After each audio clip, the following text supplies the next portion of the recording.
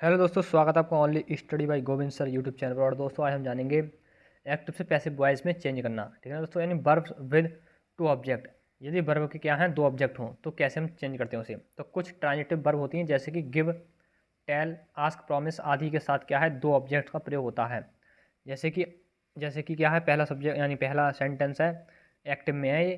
तो I gave Umesh a book, जिसमें उमेश क्या है इनडायरेक्ट ऑब्जेक्ट है, और आबुक क्या है डायरेक्ट ऑब्जेक्ट है, और गेव क्या है ट्रांजिटिव वर्ब है। कि दो ऑब्जेक्ट होते हैं, गेव क्या है ट्रांजिटिव वर्ब है। ठीक है ना दोस्तों।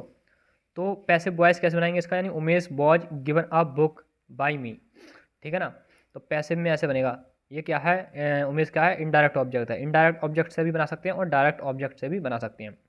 तो Umesh was given a book by me, और यह हम कर सकते हैं a book was given Umesh by me. इन दोनों तरीके से हम क्या है इस सेंटेंस को हम बना सकते हैं। ठीक है ना दोस्तों। अब दोस्तों आगे चलते हैं। फिर दोस्तों उसके बाद क्या होता है, verbs with an object and a compliment. तो ऐसी वर्ब जिसके भाव को पूर्ण करने के लिए, जिसके भाव को क्या है पूर्ण करने के लिए कॉम्प्लीमेंट का प्रयोग करना आवश्यक होता है।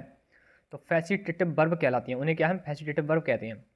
और ऐसे वाक्यों की पैसिव बनाने के लिए क्या है, ऑब्जेक्ट को सब्जेक्ट बनाया जाता है। लेकिन जो ऑब्जेक्ट का सब्जेक्ट बनाया जाता है वो तुरंत वर्ब के बाद होता है ऑब्जेक्ट, उसे ही हम ऑब्जेक्ट मानते हैं। यदि वर्ब के बाद ऑब्जेक्ट एक और दूसरा ऑब्जेक्ट लेते हैं तो वो गलत होगा।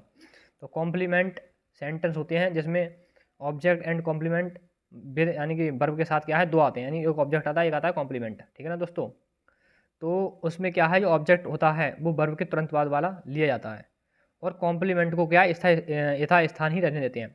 कॉम्प्लीमेंट को कोई छेड़छाड़ नहीं करते हैं, यानी कॉम्प्लीमेंट में कोई परिवर्तन नहीं करते हैं, यानी उसे वहीं स्थान पर रहते हैं, यानी कि जहाँ पर है उसे वहीं रहने देते हैं।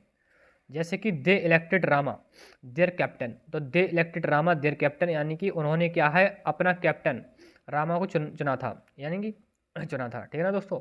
जिसमें दे क्या है सब्जेक्ट है, इलेक्टेड क्या है ट्रांजिटिव वर्ब है, और रामा क्या है ऑब्जेक्ट है, और देयर कैप्टन क्या है कॉम्प्लीमेंट है। तो देयर कैप्टन कॉम्प्लीमेंट को क्या यथास्थानी रहने देते हैं, इसे नहीं छूते हैं। तो जैसे कि पैसिव इसका कैसे बनेगा, तो Rama was elected captain by them. अब इसमें देयर क्या है, देयर हट जाएगा, क्योंकि देयर क्या हट जाएगा कॉम्प्लीमेंट, इसमें कैप्टन को नहीं, यानी कैप्टन इसमें कॉम्प्लीमेंट है देयर कैप्टन। तो इसमें क्या है देयर हट जाएगा। यदि पजेशन है तो वो क्या हट जाएगा, क्योंकि देयर यहाँ में सब्जेक्ट क्या रामा हो गया नाउन हो गया, इसलिए क्या देयर हट जाएगा, और इसे क्या हम ऐसे ही रहने देते हैं। तो Rama was elected captain by them. ठीक है ना दोस्तों, यानी कि रामा उनके द्वारा कैप्टन चुना गया था। ठीक है ना, चुन लिया गया था, ऐसे कर सकते हैं। ठीक है दोस्तों। फिर आगे चलते हैं दोस्तों। तो ये है देखो, तो we gave him our homework. अब इसमें क्या है, ये बात है कि ये वर्ब, यानी ये क्या वर्ब है, इसके बाद क्या है हिम आया है, तो हम इसे ही हम क्या ऑब्जेक्ट से सब्जेक्ट बनाएंगे पैसिव बनाते समय। ठीक है ना दोस्तों। और इसे आवर होमवर्क का हम सब्जेक्ट नहीं बना सकते, क्योंकि कॉम्प्लीमेंट, यानी कि कॉम्प्लीमेंट वाला जो सेंटेंस होता है उसमें क्या हम इसी को ही लेते हैं। तो इसमें क्या है हिम का ही हो जाएगा, और वॉज गिवन। फिर दोस्तों मैंने आपको क्या बताया कि वी गेव हिम। तो दोस्तों इसमें हम पढ़ रहे थे कि we gave him our homework. तो वी गेव हिम, तो गेव जो हिम है यही इस ऑब्जेक्ट को क्या हम लेते हैं। तो he was given homework by us. ठीक है ना दोस्तों, इसको ऐसे बनाएंगे, और आवर है वो हट जाएगा क्योंकि अस आ गया ना यहाँ पे। तो ही है, ही क्या है दूसरा, यानी कि क्या है दूसरा प्रोनाउन है, इसलिए क्या है होमवर्क से क्या है आवर हट जाएगा, इसका मतलब ऐसे ही बनता है। ठीक है दोस्तों। तो इसमें क्या है we gave him our homework, तो he was given homework by us. ठीक है दोस्तों। फिर दोस्तों आगे चलते हैं। इसमें नोट में क्या है, ध्यान रखिए कि वर्ब के तुरंत बाद आने वाले ऑब्जेक्ट को ही क्या है हम सब्जेक्ट बनाया जाता है। ठीक है ना दोस्तों, यानी वर्ब के बाद जो ऑब्जेक्ट आता है उसी उसी उसको क्या हम सब्जेक्ट बनाते हैं। अब दोस्तों इसमें क्या है दूसरी, यानी कि क्या है नहीं passive voice with intransitive verb क्या होती हैं, वो ट्रांजिटिव वर्ब थी पहले वाली, है ना। और ये क्या है इंट्रांजिटिव वर्ब। तो इंट्रांजिटिव वर्ब की वाक्यों की पैसिव वॉइस नहीं बनती है। ठीक है ना दोस्तों। लेकिन इनके कुछ क्या है एक्सेप्शंस हैं, जैसे कि पहला पहला सेंटेंस क्या है, ये एक्सेप्शन यानी अपवाद है कुछ इसके। जैसे कि पहला है ही रन ए रेस, ही रन आ रेस, यानी एक्टिव वॉइस है ये। तो ही रेस रन बाय हिम, ये पैसिव वॉइस बन गया। तो ही रेस रन बाय हिम, ये क्या है पैसिव वॉइस बन जाएगा ऐसे। ठीक है ना दोस्तों। फिर क्या है all his friends laughed at him. तो he was laughed at by all his friends. लेकिन दोस्तों इसमें क्या है लाफ क्या है फर्स्ट फॉर्म है, जो कि इंट्रांजिटिव वर्ब है।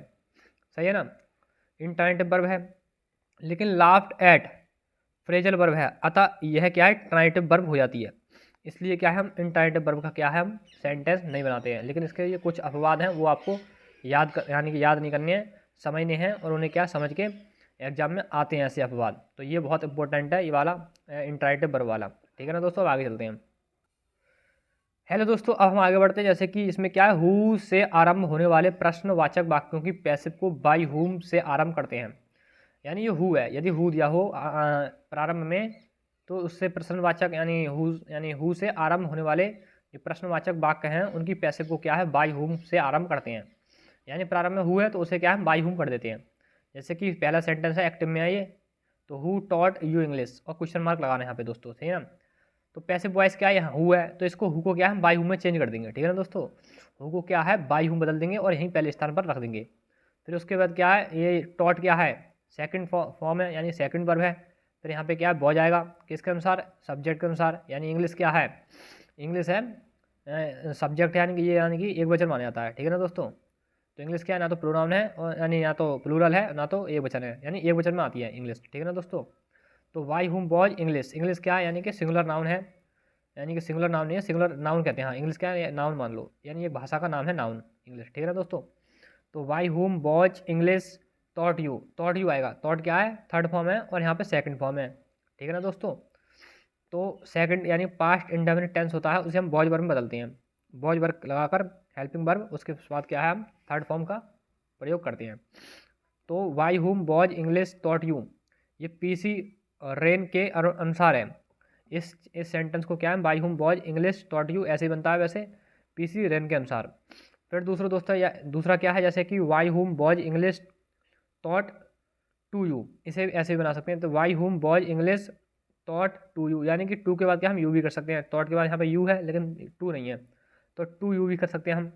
तो ये किसके अनुसार है, ये है दोस्तों क्या कहते हैं टर्नर के अनुसार, ये है टर्नर के अनुसार है, TURNER टर्नर के अनुसार है ये सेंटेंस। फिर क्या है by whom were you, by whom you के अनुसार यू से भी बना सकते हैं। तो बाई हुम वर यू टॉट इंग्लिश, तो JS अरमोर के अनुसार है, JS अरमोर के अनुसार है ये दोस्तों सेंटेंस। ठीक है ना दोस्तों, तो मेन बात आपको इसमें क्या याद रखनी है कि ये हु है उसको क्या है बाई हुम कर देते हैं, उसके अनुसार हम बना देते हैं। या तो यू से बना सकते हो आप, इंग्लिश से भी बना सकते हो। ठीक है ना दोस्तों, आपको ये बात याद रखनी है। फिर दोस्तों इसमें क्या है कौन से या कितना कितनी आदि के वाक्य की पैसिव बनाना, यानी कौन सा कितनी कितनी है ये ऐसे वाक्य होते हैं, तो उनकी हम क्या है पैसिव कैसे बनाते हैं। तो दोस्तों इनकी ऐसे बनती है, जैसे कि ऐसे वाक्यों प्रश्नवाचक शब्द के साथ क्या है नाउन भी आता है प्रश्नवाचक शब्द के साथ। जैसे बिच बुक विल यू बाय, तो बिच क्या है ये क्या है प्रश्नवाचक चिन्ह है, बुक क्या है नाउन है। ठीक है ना दोस्तों, तो बिच नाउन इसमें साथ ही आते हैं। तो बिच बुक विल यू बाय, तो बिच बुक रहेगा फिर बिल रहेगा तो बी आ जाएगा बिल के बाद, फिर बॉट बाय यू, क्योंकि यू बाय क्या है वर्ब है, यू क्या है सब्जेक्ट है हमारा, और बिच बुक क्या है, बिच बुक यानी क्या है ये क्वेश्चन वर्ड है, यानी प्रश्नवाचक शब्द है, ये पूरा है प्रश्नवाचक शब्द। ठीक है ना, तो बिच बुक का बिच बुक रहेगा, फिर बिल आएगा, फिर बी आएगा, फिर बॉट बाय यू।